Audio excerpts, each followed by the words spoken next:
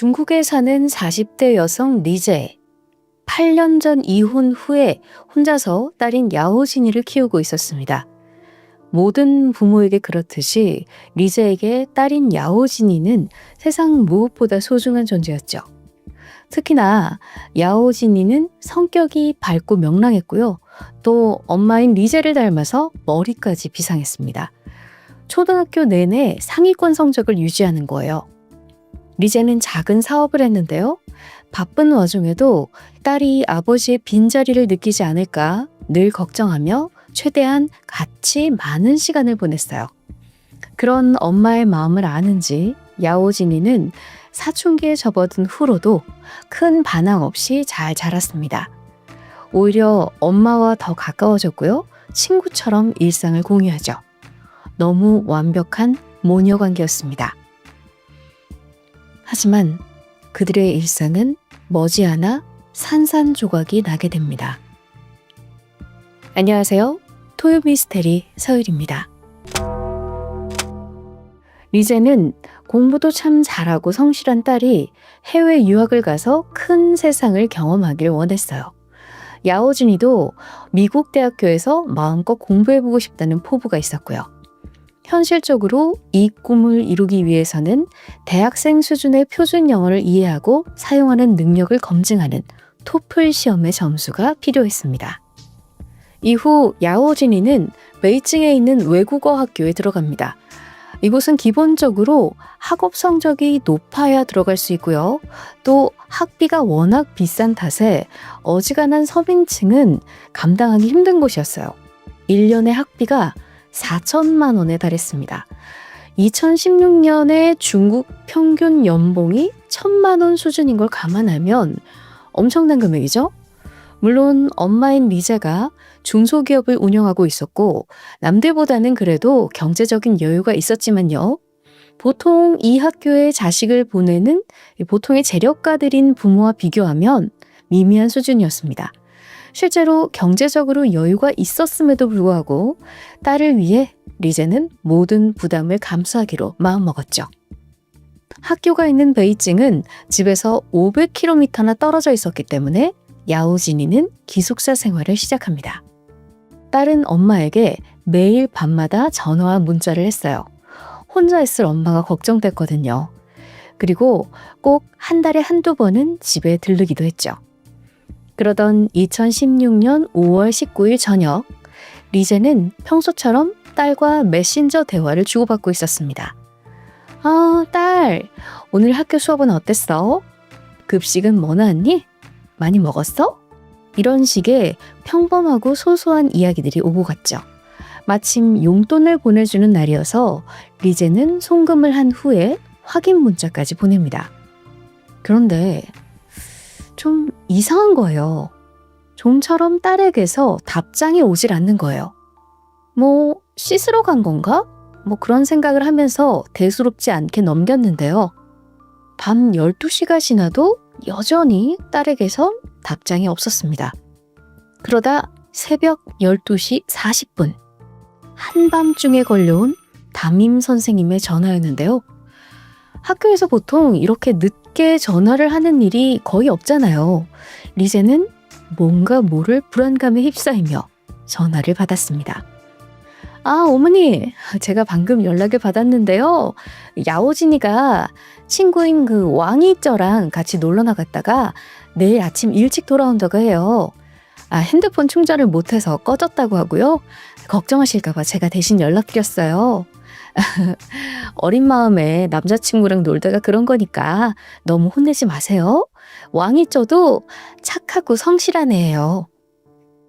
통화가 끝난 후에 리제는 바로 딸에게 전화를 걸었습니다.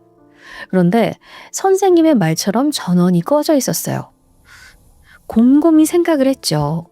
매일같이 딸과 시시콜콜한 이야기를 하긴 했는데 한 번도 남자친구에 대해 들은 적이 없었거든요. 혼날까봐 말을 안 한 걸까요? 그런데 야오진이는 평소에도 절대 거짓말을 하는 스타일이 아니었어요. 감정이 얼굴에 바로 드러나는 스타일이라 연애를 한다고 하면 엄마가 분명히 눈치를 챘을 거예요. 게다가 유학을 준비 중이잖아요. 입시에 중요한 게 학교의 규율을 지키는 건데 이 와중에 충동적으로 남자친구랑 기숙사를 무단 이탈했다? 아무리 생각을 해봐도 평소의 딸의 행동이랑은 너무나 다른 거예요. 그렇게 리제의 생각이 꼬리에 꼬리를 물던 중 문득 왕이쩌라는 친구에 대해서 딸에게 들었던 기억이 떠오릅니다. 분명히 그 아이는 딸을 괴롭히던 학생이었어요. 몇 달 전입니다. 야오진이가 학교 파티에서 사회자를 맡았는데요. 워낙 예쁜 외모 때문에 눈길을 끌게 되고 그날 이후 왕이쩌가 접근을 해왔습니다. 친해지고 싶다고 끈질기게 문자를 보내보지만 야오진이는 공부에 집중해야 되고 그래서 연애할 생각이 없다라고 확실히 선을 그었고요. 자, 이쯤에서 왕이쩌가 어떤 사람인지 좀 더 알아볼 필요가 있겠는데요. 그는 중국에서 나름 잘 나가는 중견기업의 대표의 아들이었습니다. 학교에서는 문제아로 찍혀 있었는데 선생님들조차 쉽사리 건드릴 수가 없었죠. 게다가 왕이쩌는 심성이 굉장히 못됐는데요. 마음에 안 드는 애들을 왕따시키고 괴롭히기 일쑤였습니다. 그런 애가 야오진이에게 차인 거예요. 아마 태어나서 처음 겪어보는 감정이었겠죠. 그날 이후 굴욕을 대갚아주기 위해서 왕이쩌는 친구들을 동원해서 야오진이를 괴롭히기 시작합니다. 심지어 그녀가 친구의 남자친구와 바람을 피웠다라는 악성 루머까지 퍼뜨리는데요. 자, 야오진이도 가만히 있지는 않았습니다. 공개적으로 왕이쩌와 말다툼을 벌였죠. 물론 이건 야오진이에게는 굉장히 불리한 싸움이었어요.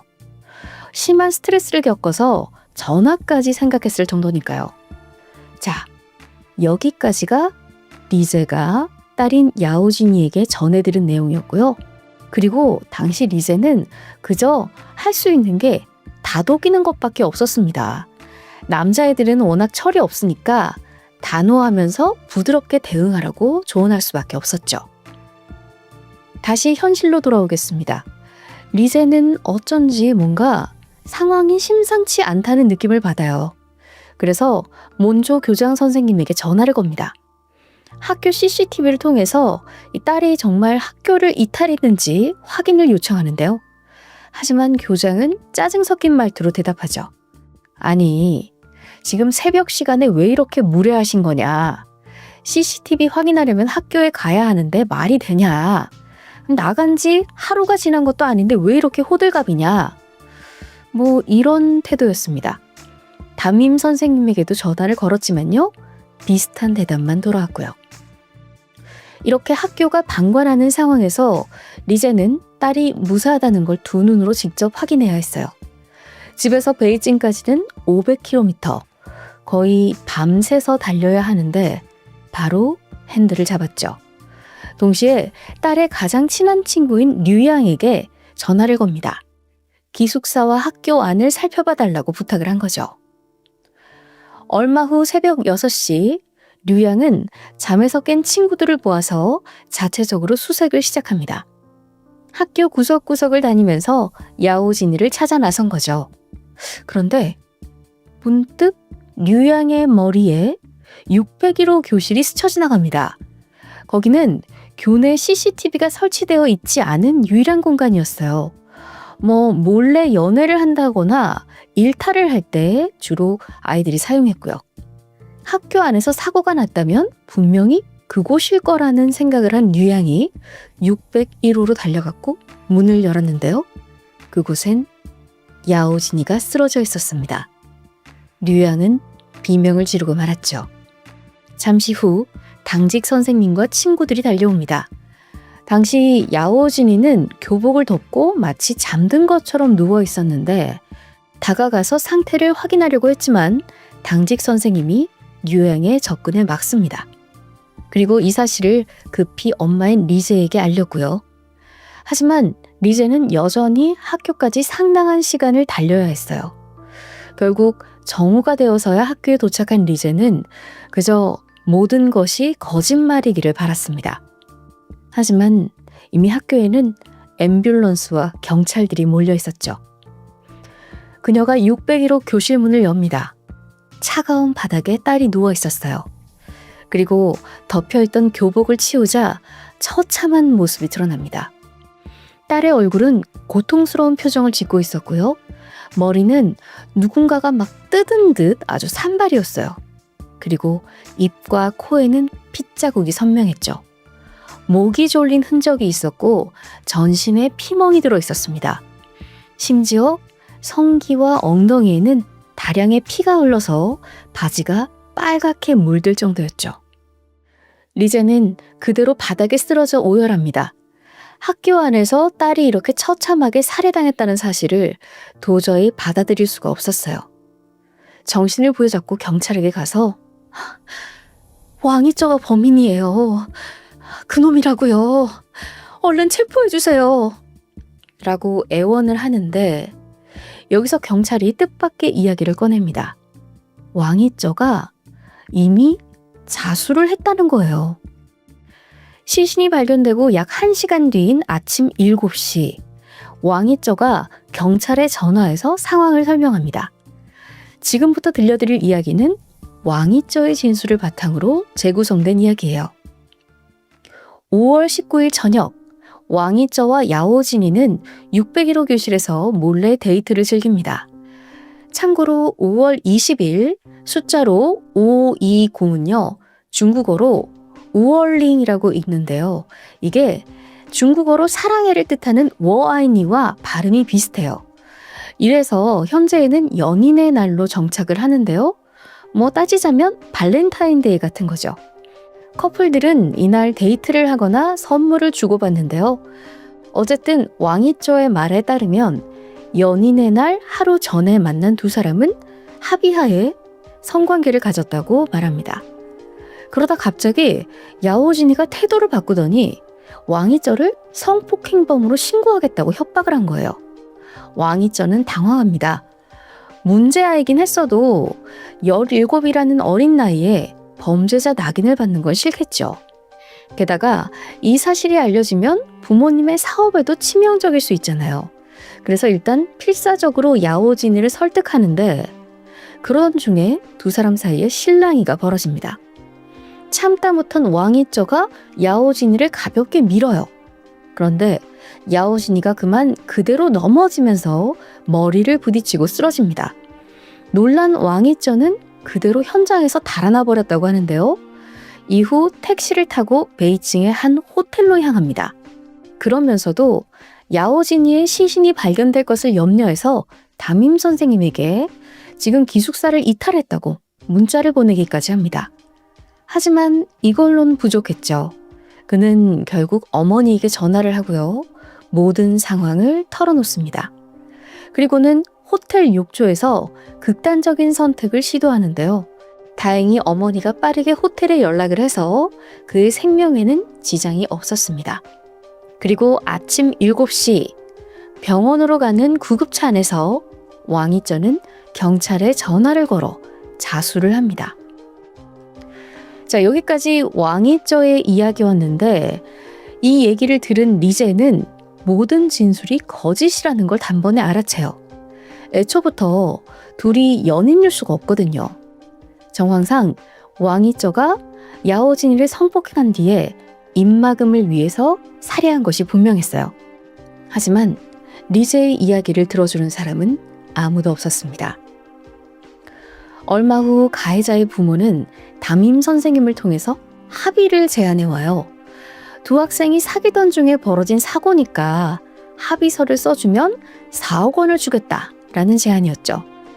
이때 리제는 격분합니다. 미안하다는 말도 한마디 없이 돈부터 꺼내는 태도에 화가 난 거죠. 그녀는 합의를 거절하고 법대로 해결하겠다고 했는데요. 그런데 이때부터 이상한 일들이 이어집니다. 리제는 이미 두 사람이 연인이 아니었다는 것을 증언해줄 친구들을 찾아뒀는데요. 류양을 비롯해서 몇몇 친구들이 나섰습니다. 그런데 갑자기 그 학생들이랑 연락이 또 끊긴 거예요.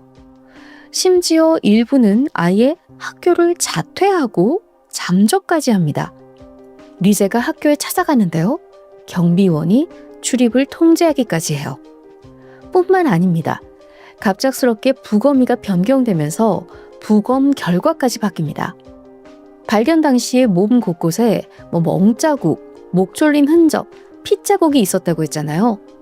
부검서에는 천여막 손상 외에 외상 없음 이렇게 적혀 있었죠.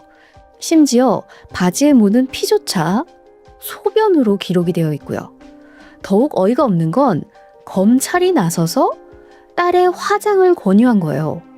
이건 분명히 딸의 몸에 남은 증거를 없애기 위한 그런 수작이었죠. 이대로 단순 사고로 결론이 나면 법적 미성년자인 왕이쩌는 고작 징역 3년에서 7년형을 받습니다. 최악의 경우 단기간에 석방될 수도 있었고요. 드디어 재판이 시작되는데요. 2017년 4월 19일 1차 공판이 열립니다. 이날 왕이쩌는 마치 무슨 클럽에 가듯이 고급 브랜드 양복을 차려입고 비싼 시계에 구두를 신고 나타나요. 게다가 미용실에 다녀온 건지 머리까지 완벽하게 세팅을 하고 나타난 거예요. 그리고 리제의 앞을 지나갑니다. 알 수 없는 미소를 지으며 고개를 까딱하면서 인사를 해요. 참 어이가 없죠? 이어진 진술에서 그는 야오진이와 진심으로 사랑하는 사이였고 그저 불의의 사고로 그녀가 사망했다고 주장을 합니다.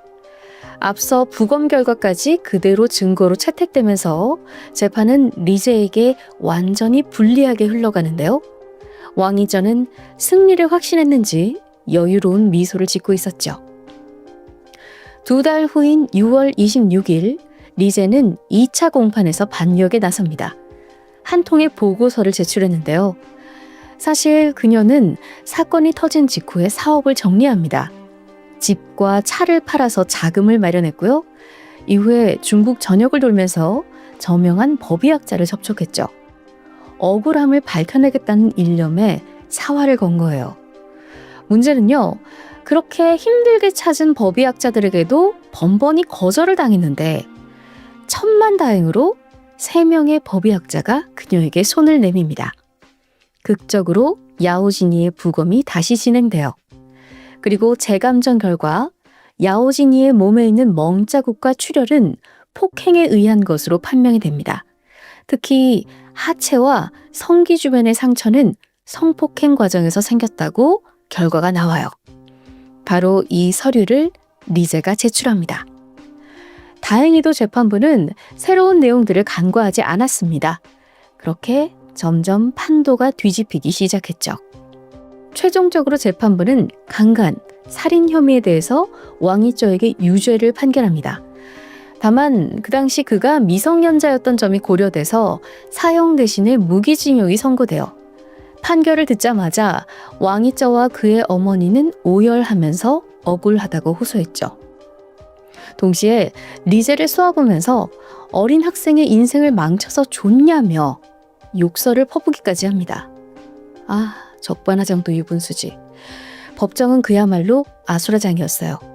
하지만 승리의 기쁨도 잠시 왕이쩌가 항소를 제기합니다.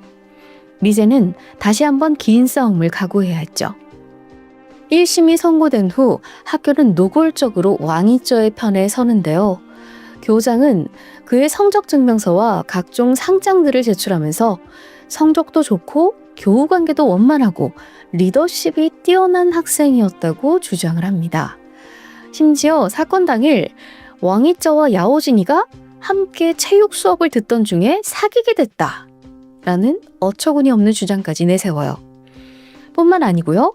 왕이쩌 측이 새로 고용한 법의학자까지 가세합니다. 그는 회음부의 손상이 정상적인 성관계에서도 흔히 일어난다고 주장하면서 성폭행을 반박해요. 그렇게 판도가 다시 기울고 있었습니다. 이때 리제는 새로운 증거를 찾기 위해 딸의 기숙사로 향하는데요. 딸의 노트북에 왕이쩌에 대한 기록이 있을지도 모른다라는 생각이었죠. 하지만 이번에도 경비에 의해서 출입이 제지됩니다. 여기서 포기할 수 없었던 엄마 리제는 몰래 담을 넘어서 학교로 들어가는데요. 당시 딸의 기숙사방은 법원의 명령에 따라서 봉인된 상태였는데 도착해 보니까 그 봉인지가 찢겨 있는 거예요. 누군가 침입한 거죠. 그리고 방 안이 말끔하게 청소되어 있었습니다. 딸이 쓰던 노트북, 공책, 신분증까지 싹 사라진 거예요. 이쯤 되면 리제는 절망할 수밖에 없었죠. 역시나 돈으로 학교, 법의학자까지 다 매수한 왕이쩌를 어떻게 이길 수 있을까요? 그녀는 결국 극단적인 선택을 하면서 옥상으로 향합니다. 딸의 결백을 증명하기 위해서 몸을 던질 생각을 했던 거죠. 그렇게 옥상으로 한 발 한 발 가는 순간 경찰에게서 전화가 걸려옵니다. 어머님, 따님의 휴대폰이 포맷되긴 했는데 일부 기록을 복구할 수 있었어요. 정말 신락 같은 희망이 보인 거죠. 그렇게 휴대폰 복원을 통해서 마침내 사건 당일의 진실이 세상에 공개됩니다. 야오진이는 사건 당일 수업을 마치고 기숙사로 돌아오는데요. 그런데 룸메이트로부터 학급 회의가 있다라는 연락을 받아요. 갑자기? 의아해하면서 601호로 향했는데 그곳에는 왕이쩌가 기다리고 있었습니다. 야오진이를 보자마자 달려든 왕이쩌. 그녀의 가슴과 배를 가격하는데요. 비명조차 지르지 못하게 급소부터 공격한 거예요. 그녀가 도망치려고 하니까 머리채를 잡고 쓰러뜨립니다. 그리고 무자비한 폭행이 이어지죠. 야오진이는 정신을 잃고 말아요. 이후에 왕이쩌에 의해 성폭행이 저질러집니다. 그건 분명히 복수를 위한 행위였어요. 그리고 나선 야오진이의 목을 졸라서 살해하는데요. 그리고 휴대폰을 챙겨 도주합니다. 감형을 받기 위해서 호텔에선 쇼까지 벌였고요. 이렇게 모든 진실이 밝혀진 후 열린 2심 재판, 왕이쩌는 완전히 달라진 모습으로 나타나요. 눈에 띄게 살이 빠져 있었고 양복 대신에 누더기 같은 옷을 입고 나타났죠. 머리도 삭발한 상태였습니다. 이건 감형을 노린 억지스러운 연출이었죠. 다행히도 재판부는 연기에 쉽게 속지 않았습니다. 그리고 원심을 유지해서 또다시 무기징역을 선고합니다. 드디어 정의가 실현된 거죠. 2년 동안 이어진 기나긴 싸움, 리제는 딸의 억울함을 증명하는 데 성공했습니다. 하지만 왕이쩌는 끝까지 그녀에게 사과하지 않았어요. 사건이 알려진 후에 사람들은 리제에 대해서 훌륭한 어머니라고 찬사를 보냅니다. 하지만 그녀는 씁쓸하게 웃을 뿐이었어요. 아이를 잃은 엄마가 위대해져서 뭘 하겠어요. 전 이제 누구를 위해서 위대해야 하는지도 모르겠습니다. 참 안타까운 게 리제가 가장 용서할 수 없는 사람이 범인인 왕이쩌가 아닌 자기 자신이라고 말했다는 거예요. 애초에 딸에게 유학을 권하지 않았더라면, 전학을 시켰더라면, 아니면 왕이쩌에 대해서 좀 더 강력하게 조언을 했더라면, 이런 후회들로 아직도 매일 밤을 지새우고 있다고 합니다. 올해로 벌써 사건이 발생한 지 9년이 되었는데요. 자식을 잃은 어머니에게는 정말 찰나의 시간이었겠지만 이제는 리제 그녀의 삶이 조금이나마 평안해졌기를 바랍니다. 지금까지 토요미스테리 서율이었습니다. 안녕하세요. 토요미스테리 디바제시카입니다. 2002년 중국 후난성 장자제시 7위현. 이 한적한 농촌 마을에 살던 자매가 있습니다. 19살 가명 장아리, 17살 가명 장아친이죠. 아직 세상을 알기에 너무 어린 이 두 사람이 갑자기 고향을 떠나기로 결심해요. 이게 단순히 시골을 떠나서 도시로 좀 가보자 라는 꿈과 희망의 여정은 결코 아니었어요. 자매는 복수와 배신감에 활활 타올라 있었죠. 그래서 학업과 생업 다 포기한 채 오직 한 가지에만 매달리고 있었습니다. 그렇게 떠난 자매의 목적지는 중국 서쪽 끝에 위치한 신장 우루무치 지역입니다. 워낙 외진 곳에 있어서 중국 내에서도 쉽게 방문하기 어려운 험지입니다. 여기 도착한 자매는 생판 아는 사람 한 명도 없이 오직 둘이서만 무려 2년의 시간을 보내게 되죠. 생활비 마련을 해야 하잖아요. 그래서 둘이 길에다가 가판대를 펼쳐놓고 음식을 팔았어요. 또 바쁜 식당에 취직을 해서 서빙을 하면서 돈을 벌었고요. 근데 사실 이런 모든 일들이 돈을 벌기 위해서만은 아니었습니다. 자매는 알바와 장사를 하면서 틈틈이 정보를 수집하고 있었어요. 그래서 수시로 손님들한테 한 남성 사진을 들이밀었죠. 이 남자 여기 산다는데 본 적 없으세요? 이 자매는요, 퇴근을 한 후에도 사람이 몰리는 버스 정류장 기차역에 갔고요. 오가는 사람들의 얼굴을 유심히 쳐다봅니다. 그러다가 정보를 안다는 사람이 나오면 밥도 사주고 담배도 건네면서 끈질기게 그 사진 속 남성의 행방을 쫓고 있었습니다. 이 자매의 억울한 사연을 알기 전에 1994년으로 거슬러 올라가 봅니다. 당시 언니는 11살, 동생은 9살이었어요. 자매의 아버지 장거헝은 중학교에서 영어와 체육을 가르치던 선생님이었습니다. 늘 딸들에게 공부의 중요성을 강조했어요. 많이 배우면 배울수록 너네 삶이 윤택해질 거야. 잘할 수 있지? 그런데 그 1994년 당시 중국의 농촌 마을에서는요. 아니 남자아이도 아니고 여자한테 무슨 교육이야. 불필요하다는 인식이 강했습니다. 하지만 교육에 종사하는 아버지 생각은 달랐죠. 그래서 어릴 때부터 딸들한테 중국어, 영어로 동화책 밤마다 읽어줬대요. 배움의 힘을 잘 알고 있었던 것 같죠. 그런 아버지가 몇 년 후에 교직을 그만두고 아내와 함께 학교 앞에서 식료품점을 열게 돼요. 근데 이게 잘 된 거예요. 그래서 마을에서 꽤 잘 사는 집이 됐죠. 동시에 아버지가 정도 많아서 집 앞에 심은 산초나무에 열매가 막 열리면 이웃들 불러가지고 나눠주곤 했습니다. 그렇게 사람 좋은 사람이었어요. 그러던 어느 날 이웃과의 관계에서 비극이 시작됩니다. 시작은 우물이었어요. 무슨 일이냐면 이 마을에서 공용으로 사용하는 우물이 하나 있는데 이웃집에 사는 장시조 가족들이 자기네 벽돌 공장과 논밭으로만 물이 흐르도록 돌을 쌓아놓고 우물을 독점하게 된 거예요. 이게 너무 말이 안 되잖아요. 그러니까 주민들도 강하게 항의를 했죠. 그런데 장시조가 안한 무인입니다. 또 체격이 좋아서 뭐라고 하면 지체 없이 폭력을 휘두르고요. 이런 부당한 상황에 아버지 장궈헝 또한 친한 지인과 함께 그들에게 맞서게 돼요. 그러던 1994년 7월 2일 아침이었죠. 그날 아버지는 큰 맘을 먹고 그 옆집 장시전애가 놓아둔 돌을 다 치워버립니다. 이게 마을을 위해 옳은 일이었어요. 자, 그러자 장시저가 노발대발했고요. 돼지 잡는 큰 칼을 들고 달려옵니다. 두 사람 사이에 말다툼이 벌어졌어요. 그러다가 아버지가 아니 이 우물이 당신들 거야? 왜 물을 독점해? 우리 다 죽이려고 그래. 근데 장시저한테 이런 말이 아무 소용이 없는 거예요.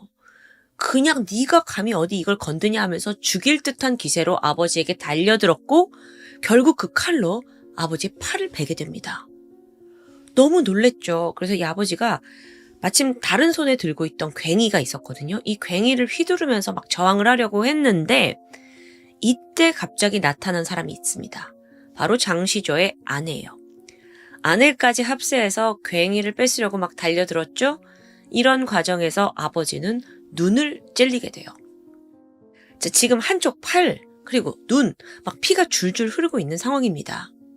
그런데 또 마침 이때 장시저의 아들 16살 장페이바오가 집 밖으로 뛰쳐나옵니다. 손에는 칼이 들려 있어요. 이 틈에 이제 다친 아버지는요. 일단 도주를 해야겠다 싶었어요. 그래서 가려는데 그 앞을 아들 장페이바오가 막아섭니다. 얘가 16살이고 당시에 키가 150cm밖에 되지 않은 소년이에요. 그래서 아버지가 별로 경계하지 않았지만 그게 오산이었죠. 소년은 주저없이 칼을 휘둘더니 이번엔 아버지의 다른 쪽 팔에 칼이 꽂혔습니다. 지금 완전히 만신창이가 된 거예요. 그래서 아버지가 무조건 벗어나야 된다라는 생각에 자신의 집 쪽으로 달리게 됩니다. 하지만 이내 장페이바오에게 따라잡혔죠. 그는 눈이 이미 반쯤 돌아버렸어요. 그러더니 한 손으로 아버지의 목을 강하게 움켜쥐더니 다른 손에 있던 칼로 가슴 깊숙이 찔러 넣고 맙니다. 이거 지금 온 가족이 합세해서 벌어진 살인사건이에요. 피해자 장궈헝은 간 파열에 의한 급성 쇼크 후 현장에서 바로 사망했죠. 그런데 여러분, 이 사건이 마을 한복판에서 벌어졌습니다. 근데 그런 범죄가 벌어지는 와중에도 주민들 중 그 누구도 장궈헝, 그러니까 피해자를 도우려고 나서지 않았다는 게 너무 안타까워요. 행여 자기들도 보복을 당할까봐 몸을 사린 거예요. 한편 큰딸 장아리는 이 소식을 듣고 허겁지겁 돈 챙겨가지고 병원으로 달려옵니다. 아버지 살리려고요. 하지만 그는 이미 숨을 거둔 후였죠. 그런데 더 분노할 일이 벌어졌어요. 아버지를 죽음으로 내몬 장본인, 그 아들 장페이바오가 도망가 버린 겁니다. 가족과 일가 친척들의 도움을 받아서 그대로 행방을 감춰요. 근데 또 동시에 그 아버지 장쉬저가 진짜 범인인 아들 대신에 경찰에 자수하면서 수사에 막 혼선을 주는 겁니다. 그러는 사이에 범인은 산을 넘어서 다른 마을에 있는 이모 집에 도착했고요. 사건이 벌어진 1994년, 그때 당시의 중국의 수사 기술은 지금 같지 않습니다. 게다가 범인이 15살, 6살, 주민등록조차 되어 있지 않아요. 그 추적은 더 어렵죠? 심지어 그 아버지 장쉬저가 내가 범인이다, 나를 잡아가라. 그게 가짜 자백을 한 상황이에요. 그러니까 정작 진짜 범인을 쫓기에도 한계가 있고요. 그렇게 이 가족이 똘똘 뭉친 끝에 결국 수사는 흐지부지 되고 말았어요. 일단 장쉬저, 그 아버지를 잡아놓긴 했는데 경찰도 이러지도 저러지도 못하고 있고요. 얼마 후에 상황이 좀 잠잠해지니까 이번엔 누나가 나섭니다. 그 이모네 집에 은신하고 있던 동생을요, 몰래 광저우로 도피시켜요. 그리고 여기서 2차례 신분을 세탁시키면서 장페이바오가 아니라 장덩판이라는 새로운 이름을 얻게 되죠. 이후 가족들의 도움을 받아서 집도 마련하고 직장도 찾아서 아무 일 없는 듯 잘 살아가요. 한편 죽은 이의 가족의 삶은 완전히 무너졌습니다. 마을 사람들 모두가 범행 목격했고 또 범인이 누군지도 알아요. 근데 그가 사라져버린 상황에서 가족에게 남아있는 건 오직 고통과 복수심뿐이었죠. 어머니는요, 범인의 그 수배지를 들고 매일매일 찾아다녔습니다. 그리고 닮은 사람을 봤다라는 소식이 들리면 자매 데리고 무작정 그곳으로 갔어요. 그래서 한 번은 숙소에다가 그냥 애들만 혼자 두고는 얘들아, 이 빵 먹고 기다리고 있어. 엄마 금방 올 테니까 절대 나가지 말고. 그리고 홀로 길거리로 나가서 밤 늦게까지 범인을 추적하곤 했습니다. 그렇게 보낸 시간이 무려 2년이에요. 이건 후난성 거의 전 지역을 뒤졌다고 해도 과언이 아닌데 안타깝게도 범인은 발견되지 않았죠. 그러다 1996년 자매에게 또 다른 비극이 닥쳐옵니다. 아버지가 돌아가신 지 2년 만에 어머니마저 갑작스러운 버스 사고를 당한 거예요. 세상을 뜨고 말았죠? 근데 심지어 이번에도 사건이 너무 억울합니다. 버스 사고가 나면서 5명이 사망하고 20명 이상이 부상을 입어요. 근데 정작 이 사건의 책임자인 운전기사는 그냥 그대로 도주하고 만 거예요. 자매는 결국 아무런 보상도 받지 못하는데요. 거기에 더해 어머니가 사망하고 반년 후 그 앞서 아들 범죄 숨겨주려고 대신 자수했던 장쉬저가 증거 불충분으로 석방됩니다. 여태 감옥에 있었는데요. 이제 아들이 완전히 도피해서 자리 잡았잖아요. 그러니까 갑자기 말을 바꿔요.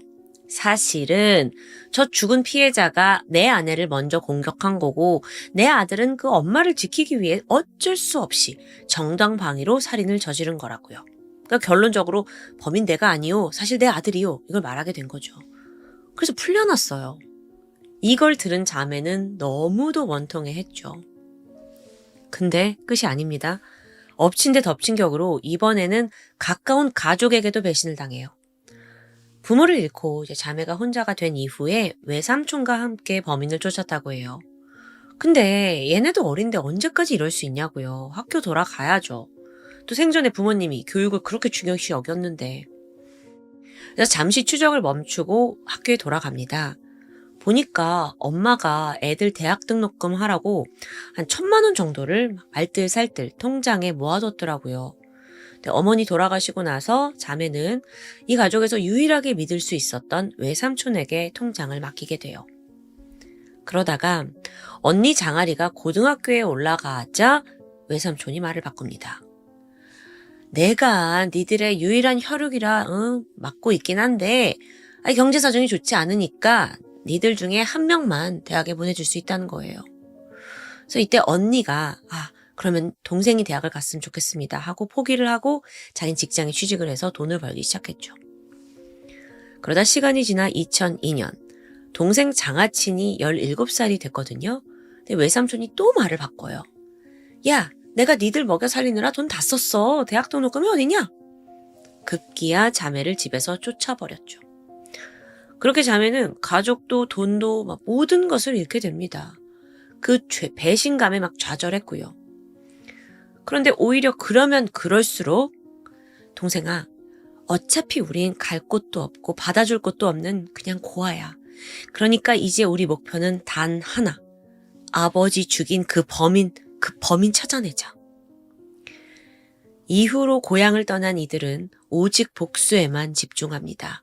정말 삶의 모든 것을 거기에 바쳤어요. 범인의 가족을 주시했고 그들의 친척, 은신처까지 조사하면서 끈질기게 추적한 겁니다. 그러다 앞서 신장 지역의 우르무치까지 이주를 하게 된 거고요. 자, 그때부터 그 우르무치에서 시작된 추적. 그게 한 해, 2해를 넘기고 무려 17년간 이어졌어요. 이 자매가 중국에서 10개가 넘는 대도시들을 다 떠돌아다녔다고 해요. 꽤 좋은 페이를 받고 한 번은 공장에 취직한 적도 있는데 범인과 닮은 사람을 봤다라는 연락이 오자마자 사표 내고 그곳으로 바로 떠났습니다. 중간에 좀 돈 모아가지고 낡은 차를 한 대 샀는데 이건 오직 더 빠르게 범인을 찾겠다, 쫓아가겠다 라는 일념에서 산 거였죠. 그러다 보니까 이제 돈이 없어요. 자매는 굶는 게 일상이었고요. 또 차에서 자는 일도 허다했습니다. 날씨가 좋을 때는 공원 벤치에서, 추울 때는 고가도로 아래에서 잤어요. 이제 그야말로 이건 선택적인 노숙자 생활을 한 거죠. 좀 안타까워요. 왜냐하면 그 복수심은 충분히 이해하지만 사실 이들에게 인생의 목표가 복수 외에는 없는 거잖아요. 어쩌면 더 윤택하게 살 수 있는 기회마저 다 놓치고 만 거죠. 그런데 사건이 발생한 지 25년이 지난 2019년에 새로운 국면을 맞이합니다. 앞서 범인의 아버지 장쉬저가요. 이번에도 얄미운 짓을 저질러요. 자매들의 아버지 묘지 옆에다가 무단으로 담장을 쌓게 된 겁니다. 여기에 또 다툼이 일어났죠. 자매는 분노했고요. 이게 내 아버지를 죽인 걸로 모자라서 이제 지금 묘지까지 훼손을 해? 격한 논쟁이 오고 갔습니다.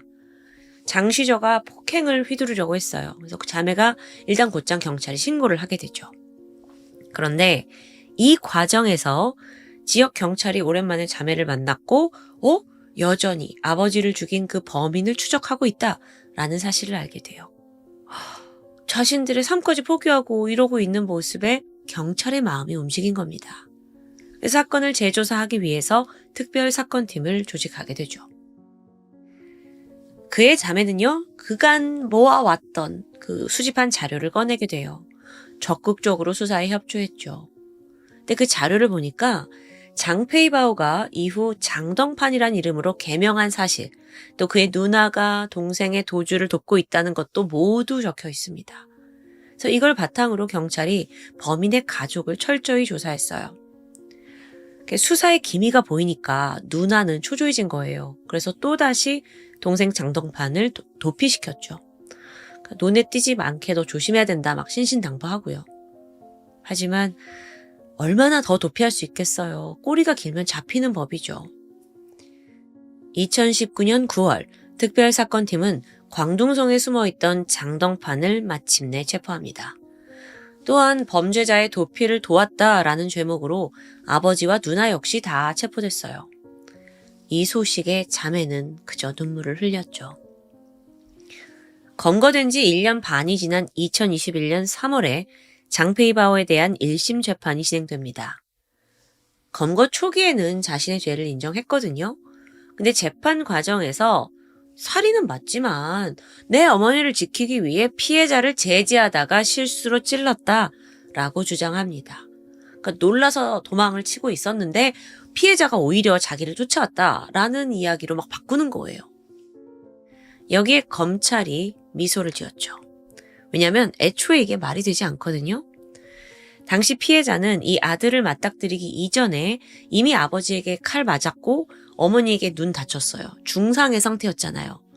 그런데도 이 칼을 든 꼬마를 막 추격하려고 했다? 이게 앞뒤가 전혀 맞지 않거든요.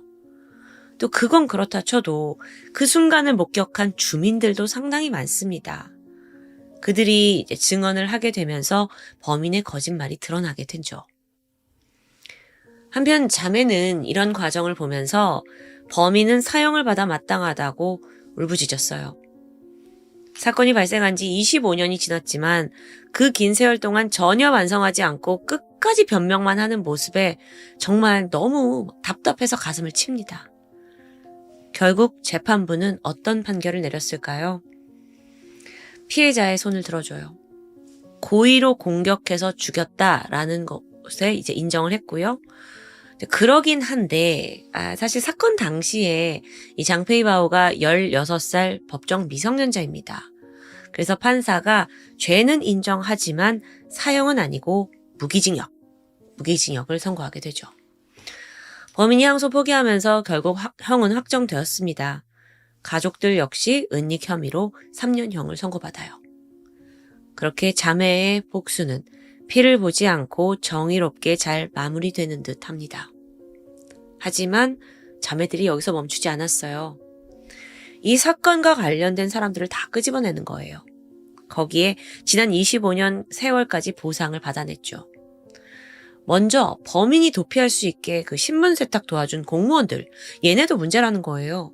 그래서 2억 원대의 민사소송을 제기했죠. 거기에는 사망보상금, 위자료, 정신적 피해보상 뿐만 아니라 범인을 추적하면서 사용한 교통비, 숙박비도 포함되어 있습니다. 맞아요. 이게 맞아요. 인생이 다 거기에 허비됐으니까요. 하지만 법적으로 인정을 받긴 힘들었어요. 결국 자매는 피해자 아버지의 그 장례 비용에 대해서만 한화 700만 원을 보상받게 됩니다. 그렇게 모든 게 정리된 후 자매는 아버지의 무덤을 찾았습니다. 그 앞에 꿇어 앉아서 한참 동안 눈물을 흘렸죠. 그들에게 아버지는 삶의 스승이자 유일한 버팀목이었습니다. 그가 살아 있었다면 자매의 삶은 완전히 달라졌을 거예요. 학업도 잘 마치고 직업도 가지고 좋은 남자 만나서 결혼해서 아이도 낳고 행복한 삶이었을 텐데요. 그 모든 게 한순간에 무너졌죠. 게다가 물론 정당한 복수에 대한 목표 하나로 범인을 법정에 세우는 거에는 성공했지만 그래도 잃어버린 세월과 그 망가진 삶은 결코 되돌릴 수 없다는 게 씁쓸한 현실이었습니다. 지금까지 토요미스테리 디바제시카입니다.